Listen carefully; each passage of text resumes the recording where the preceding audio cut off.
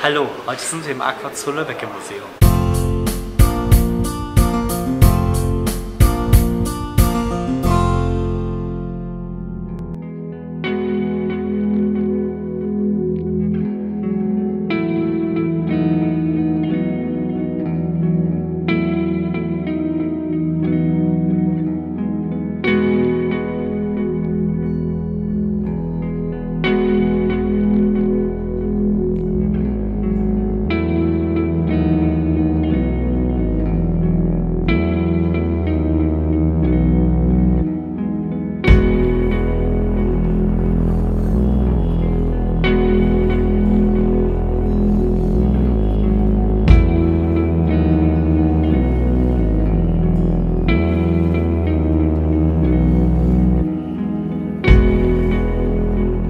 Der Feuersalamander, Salamandra hat tatsächlich ganz viele Namen, so je nach Mundart. Warum ist das so? Der war nämlich in Mittel- und Südeuropa mal sehr weit verbreitet. Das lässt sich leider heute nicht mehr so sagen. Inzwischen ist die Art sehr bedroht und im Aqua Zoo Lübbecke Museum sehen wir diese Art aber zum Glück noch, die viele schon gar nicht mehr aus der Natur kennen, weil sie so weit zurückgedrängt worden ist. Heute findet man die Art nur zurückgedrängt in bewaldeten Bergregionen, denn tatsächlich macht dem Feuersalamander einiges zu schaffen. Der Feuersalamander hat ganz starke Hautgifte. Also er hat einen Schutzmechanismus entwickelt, der ihn vor so den heimischen Gefahren ganz gut abschirmt. Wovor er sich allerdings noch nicht abschirmen kann, ist der Salamanderfresser. Das ist ein Pilz, der ist aus Asien nach Nordwesteuropa eingeführt worden und setzt hier der gesamten Feuersalamander-Population gewaltig zu. In den Niederlanden hat der Salamanderfresser so gewütet, dass es zu Bestandseinbrüchen von rund 96% kam. Was natürlich eine immense Anzahl an Feuersalamander bedeutet und was natürlich besonders bedrohlich ist für eine Art, die ohnehin schon bedroht ist.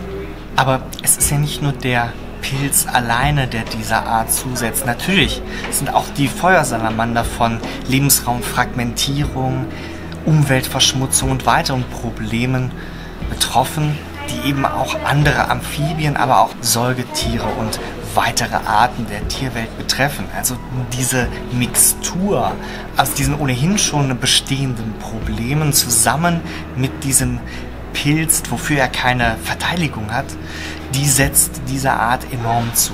Seinen Namen hat der Feuersalamander daher, weil er angeblich durch Feuer gehen kann. Das probiert man natürlich hier nicht aus. Sehr wohl aber geht die Art natürlich in der Natur, zumindest metaphorisch aktuell durchs Feuer, weil sie von allen Seiten so bedroht wird. Und deshalb ist es unglaublich wichtig, dass moderne Zoos und Aquarien die Stimme erheben.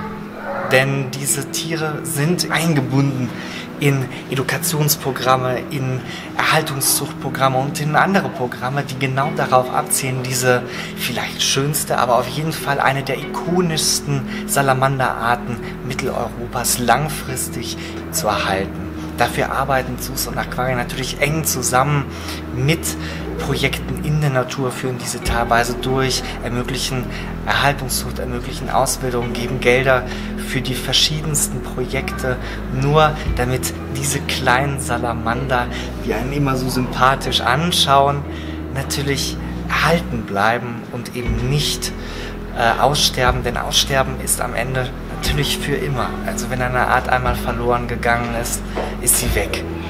Und damit das nicht passiert, arbeiten moderne Zoos und Aquarien jeden Tag dafür, dass Arten wie der Feuersalamander eben nicht aussterben.